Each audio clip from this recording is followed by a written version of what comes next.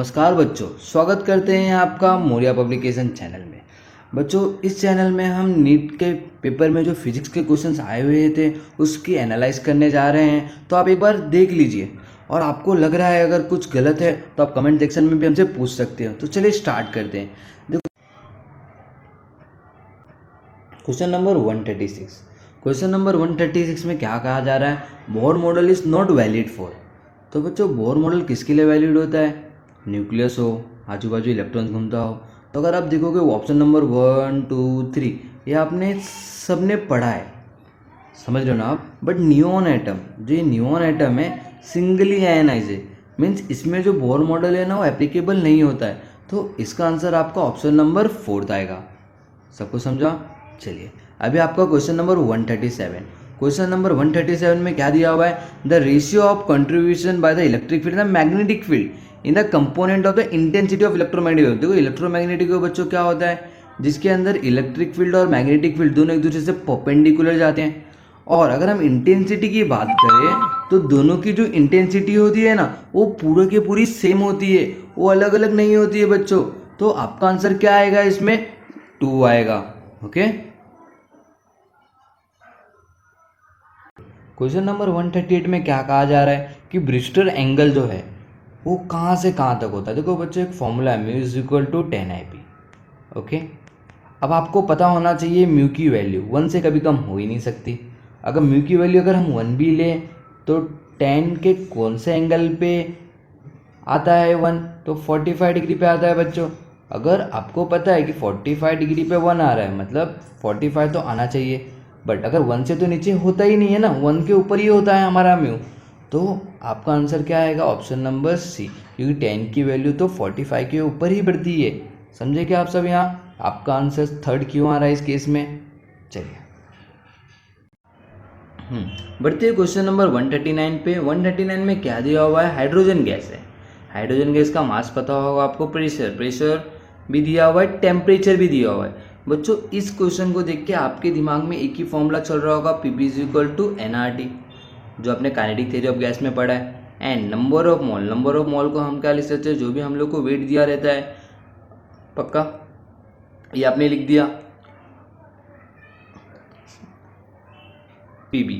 अब हम क्या करेंगे बच्चों, अगर इस मास को मैं वहाँ भेज दूँ Pb के करीब और इसको यहाँ बुला लो तो नीचे क्या आ जाएगा? मास अपॉन वॉल्यूम आ जाएगा। और वहाँ आपका क्या रहेगा? Pm रहेगा। और यहाँ क्या बच गया? RT। क्लियर? मैंने क्या किया वहाँ? मैंने इस n का वैल्यू पुट किया, n का m वहाँ भेज दिया। तो आपको पता है मास अपॉन वॉल्यूम बच्चों क्या होता है? मास अपॉन वॉल्यूम आपका डेंसिटी होता है। तो आपको डेंसिटी मिल गया, डेंसिटी इंटू RT। आपका फॉर्मूला कैसा बन गया? डेंसिटी इंटू RT और Pm। बच्चों ध्यान देना, देखो आपको P पता है, प्रेशर पता है, आपको M पता है बच्चों, आपको टेम्परेचर भी दिया हुआ है, आपको R की वैल्यू भी दी गई है। सोचो, R की वैल्यू तक दे दिया है लोग ने, टेम्परेचर भी दिया हुआ है, खाली आपको डेंसिटी निकालना है। वैल्यू सब्स्टिट्यूट करो, आपके आंसर आ जाएंगे। जो आपका आंसर है इसमें ऑप्शन नंबर 2 आ जाएगा। सबको समझा बच्चों यहाँ तक? क्वेश्चन नंबर 140, इसमें क्या दिया हुआ है? Raise incident at angle of incident. देखो प्रिज्म बच्चों, प्रिज्म का कॉन्सेप्ट आपको पता होगा, ऐसा कुछ होता है। फिर इसके अंदर हम क्या कर सकते हैं? आपके प्रिज्म में यहाँ से कोई आपका रे गया, रे क्या होता है? इंसिडेंट हुआ, रिफ्लेक्ट हुआ, फिर एमर्ज हो जाता था। बट इन्होंने क्या बोला? जो आपका एमर्ज हो रहा है ना वो नॉर्मल हो रहा है। ध्यान देना, अगर एमर्ज नॉर्मल हो रहा है इसका मतलब क्या होता है बच्चों? आपका जो निकल रहा है ना रे वो स्ट्रेट जा रहा है। अगर स्ट्रेट जा रहा है तो यहाँ रिफ्लेक्शन है ही नहीं। आपका रिफ्लेक्शन क्या है इस केस में? 0 है। समझे आप? जो आपका एमर्जेंट रे है वो 0 है। और आपको पता होना चाहिए formula I plus E is equal to A plus division होता है। पक्का बच्चों? ये फॉर्मूला आपको याद है? देखिए इसमें एमर्जेंट आपका है ही नहीं बच्चों, रिफ्लेक्ट हो ही नहीं रहा है। तो आपका आई क्या हो जाएगा? ए प्लस डेल्टा हो जाएगा, डिवीजन हो जाएगा। और डिवीजन बच्चों, डिवीजन का फॉर्मूला आप लोगों को पता होगा। डिवीजन क्या होता है आपका? Division is equal to A mu minus 1। पक्का? आपको अगर ये फॉर्मूला पता है तो फॉर्मूला अप्लाई कीजिए आप। अब ए म्यू माइनस 1 का फॉर्मूला आप यहाँ पुट कर दीजिए तो देखो आपको क्या मिल जाएगा बच्चों? एक इसके जगह आप ए म्यू माइनस 1 पुट कर लीजिए तो क्या हो जाएगा? ए, इसको अंदर भेज दीजिए दोनों को, ए म्यू माइनस ए। अब ध्यान दोगे तो आप ए तो कैंसिल हो जा रहा है, आपका क्या बचा? Mu A. तो आंसर क्या है आपका बच्चों? ऑप्शन नंबर थर्ड आया। क्लियर आपको? ऑप्शन नंबर थर्ड आपका आंसर है। सबको समझा बच्चों? देखो सबसे इंपॉर्टेंट लाइन इसमें यही था कि आपका नॉर्मली निकल जाता है और आपको दो फॉर्मूला काम आया। एक फॉर्मूला आपका डिवीजन वाला आया ए म्यू माइनस वन और एक आपका बेसिक फॉर्मूला आया I plus is equal to A plus division angle. पक्का? ये दो फॉर्मूले के हेल्प से हमने सॉल्व कर दिया। किसी को कुछ डाउट? चलिए क्वेश्चन नंबर 141 पे देख लीजिए। 141 में बच्चों क्या दिया हुआ है? Two cylinder A and B of equal capacity are connected to each other by stop cock and contain ideal gas standard pressure and temperature B is completely evacuated the entire system is thermally insulated.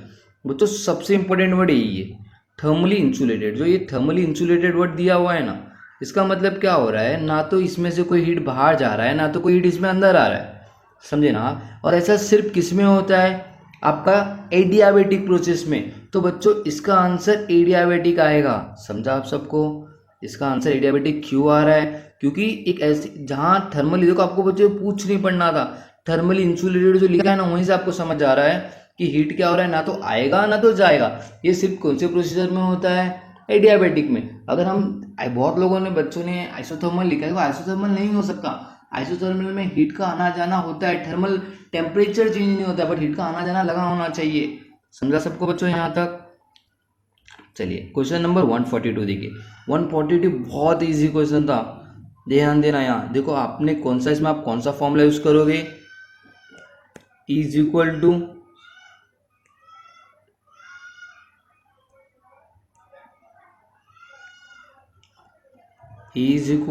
M C square. Okay, अब आपका मास कितना दिया है बच्चों? 0.5 ग्राम। सी का value तो आपको याद होगा, स्पीड ऑफ लाइट कितना होता है बच्चों? 3 × 10⁸ होता है। उसका स्क्वायर कर लीजिए और बच्चों सिर्फ आपको वैल्यू में सॉल्व करके, वैल्यू पुट करके आंसर निकालना है। आप जब करोगे ना बच्चों, फिक्स है आपका आंसर क्या आएगा? 2 आएगा। समझे क्या आप?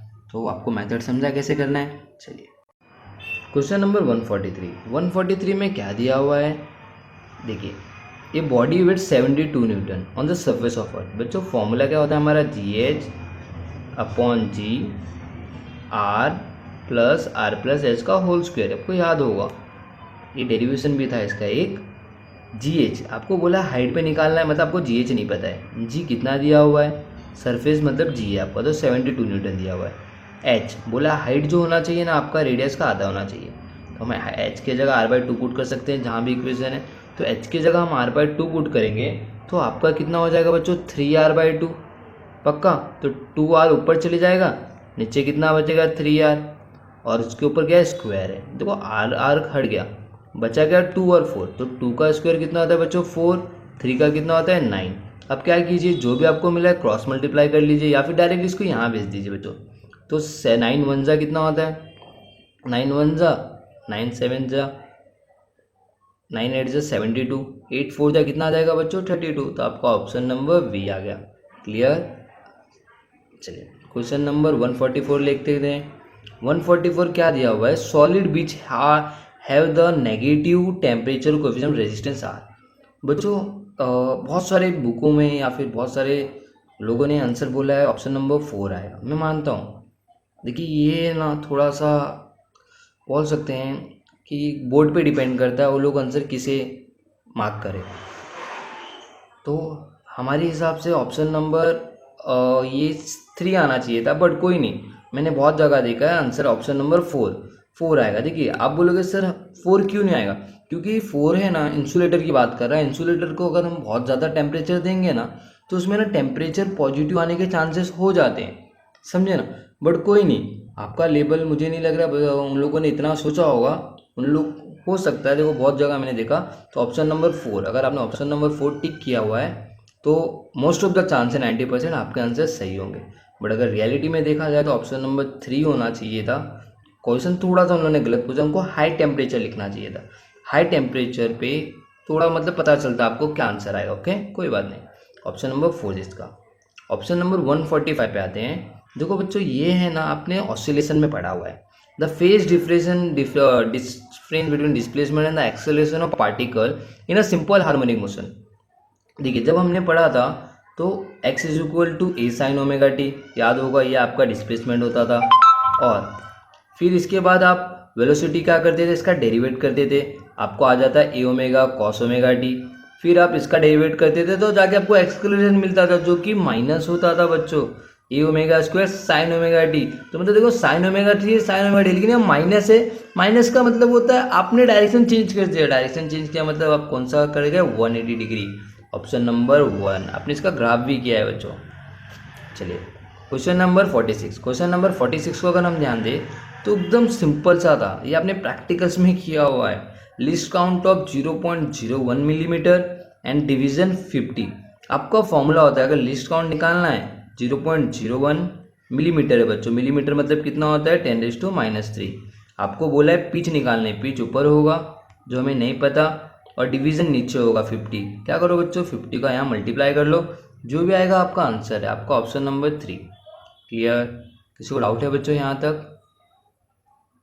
चलिए क्वेश्चन नंबर 147, 147 में बच्चों क्या दिया हुआ है, in a guitar two string A and B are made of same material slightly out of tune produce 6 beat. मतलब हमें पता है कि दो फ्रीक्वेंसी के बीच में 6 का फर्क है। अब क्या बोला जा रहा है, एक का अगर 530 है, देखो बच्चों अगर एक का 530 है तो मैं बोल सकता हूँ दूसरा या तो 524 होगा या तो 536 होगा, तो दो में से आंसर है, ये तो कंफर्म है, ये दो में से होगा कोई। ओके, अब क्या बोला जा रहा है कि टेंशन ऑफ इन स्लाइटली बीस इन डिक्रीज। ध्यान देना, आपको पता होगा फ्रीक्वेंसी जो होता है टेंशन पे डायरेक्टली डिपेंड होता है, आपने सोनोमीटर ये सब में पढ़ा होगा स्टेशनरी वेव्स में। तो टेंशन अगर हम बढ़ाएं कम करेंगे तो फ्रीक्वेंसी भी कम होगा, पक्का बच्चों। तो आपका ऑप्शन, और आपको कितना सुना जाएगा 7 हर्ट्ज, तो आपका आंसर क्या हो जा रहा है बच्चों, देखो इसको अगर आप ध्यान दोगे 530 में से 1 कम करेंगे तो 523 भी हो जा रहा है, तो आपका ऑप्शन नंबर क्या आ जाएगा इसमें, ऑप्शन नंबर 2। क्लियर बच्चों, कैसे आ रहा है आंसर? चलिए अब आप आइए क्वेश्चन नंबर 148 पे। 148 पे अगर हम ध्यान दें बच्चों तो क्या दिया हुआ है, mass 5 kg and 10 kg attached to a 2 end. बहुत इजी क्वेश्चन था बच्चों, ये पेपर है ना थोड़ा सा इजी आया है, आप ध्यान दोगे तो 2019 से। एक पे आपका 5 kg है, एक पे आपका 10 kg है।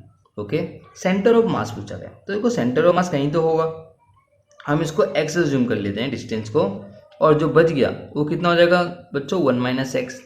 क्लियर? आपको पता होना चाहिए फॉर्मूला क्या होता है, m1l1 is equal to m2l2। m1 मतलब समझ लो मैंने अज्यूम कर लिया मेरा 5 मास है, इसका डिस्टेंस कितना x है। m2 मेरा कितना मास है 10 है, इसका लेंथ मैंने अज्यूम कर लिया 1 - x है। बच्चों आप मैंने इसके वैल्यू पुट करो, तो आपको सब कुछ दिया है, आप इसे सॉल्व करोगे ना तो आपका आंसर परफेक्टली इसमें क्या आ जाएगा 67। ओके, तो 67 सेंटीमीटर में आपको क्या मिलेगा, सेंटर ऑफ मास मिलेगा from 5 kg, but from 10 kg देता तो 33 आता था। क्लियर बच्चों आप लोग को यहाँ तक? 149 में क्या दिया, टॉर्क निकालना है बच्चों। टॉर्क आपका वेक्टर क्वांटिटी होता है और फॉर्मूला होता है फोर्स इनटू डिस्प्लेसमेंट, बट हम लोगों को पता है वेक्टर फॉर्म में r इंटू एफ लिखते हैं। क्लियर? आपको r कितना दिया हुआ है यहाँ 2k, और आपको f कितना दिया हुआ है 3j, 2 3 j 6, अरे सब में है, तो फिर अलग क्या है k और j। बच्चों यहाँ ध्यान देना था, देखिए आपको रूल याद होगा i j k, याद है? अगर हम i से j जाते तो आंसर k आता था, बट इसमें k से j जा रहा है, अब उल्टा जा रहे हो तो आंसर -i आएगा। तो आपका ऑप्शन नंबर क्या हो जाएगा बच्चों इसमें, option number 3। Okay, any doubt? देखिए आपको क्वेश्चन नंबर 150 में क्या दिया हुआ है, average flux of 20 watt centimetre square fall होने सरफेस एरिया दिया हुआ है और टाइम दिया हुआ है, पक्का। बच्चों आपका फॉर्मूला क्या होता है, Q अगर हमें निकालना है तो E/80 फॉर्मूला हमने पढ़ा हुआ है, ये कहाँ था, हीट और रेडिएशन लेसन में, पक्का।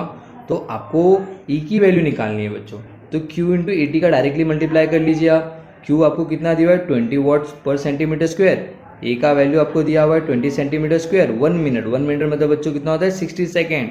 आप पुट कीजिए, देखो आपको सब कुछ है, क्यू की वैल्यू दी गई है मैंने बता दिया, ए की वैल्यू दी गई है, टी की वैल्यू दी है, आप पुट कर लीजिए बच्चों, आपका आंसर एग्जैक्ट 3rd आ जाएगा। समझे आप सब यहाँ? चलिए क्वेश्चन नंबर 151 देख लेते हैं। 151 में आपको क्या बोला है, spherical conductor of radius 10 centimetre ऐसे charge of 3.2 into 10⁻⁷ coulomb, what is the magnitude of the electric field at a point 15 centimetre from the centre of sphere. बच्चों आपको फॉर्मूला पता होगा, देखिए अगर आप कोई डिस्टेंस पे चेक करते हो, ये आपका 15 सेंटीमीटर पे लोग चेक करने बोले, क्या चेक करने बोले, इलेक्ट्रिक फील्ड।